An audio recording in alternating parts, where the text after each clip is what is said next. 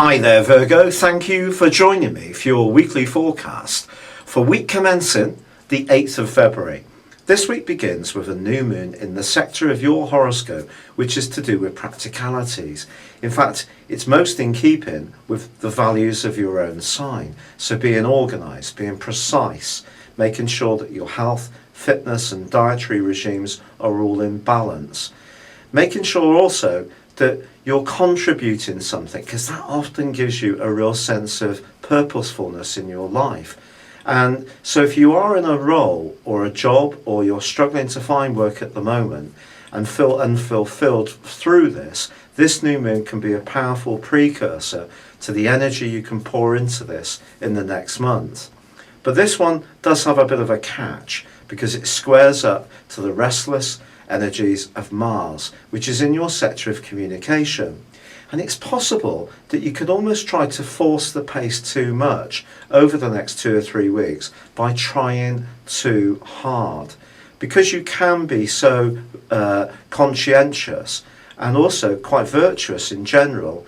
It's probably best just to realise that there are times when to just let go a little bit, not try to drive the agenda or yourself too hard, because this particular right angle could lead to some neat stress if you're trying to pack so many things into each day that you're not giving yourself enough time for rest.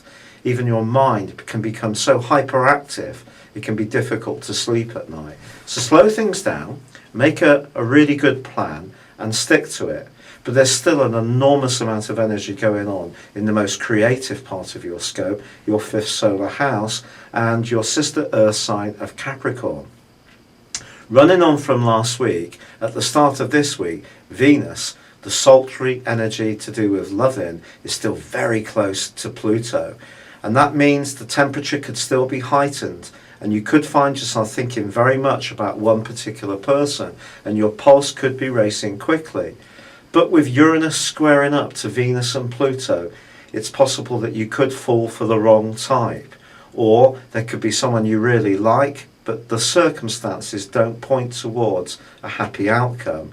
Whether you can cut yourself away from this is another matter, because all of this could be really quite pushing you almost to be rather impulsive and just live in the moment and enjoy some wicked pleasures. However, there is also another influence this week which is entirely positive, and ironically it does involve Mars. Mars linking up with Pluto but also with Jupiter, and the link with Jupiter is going to go on this week and next week too, and it's going to give you a tremendous amount of motivation. Remember, Jupiter is in your sign. It is tracking backwards, it's not at its best in your sign, but it's still the planet of expansion, and as long as you don't promise more than you can realistically deliver, this can really give you a lot of creative energies, a lot of desire to do things that help you to represent yourself, your true identity, the authentic you. So though there may be part of you that's coming from that new moon that needs to be more self-sacrificing or sensible or thorough, all attributes you have anyway, there is still this charged up energy which can give you enormous willpower. And if there is a scheme or project that you're really inspired by, then do all you can to push forwards with it this week.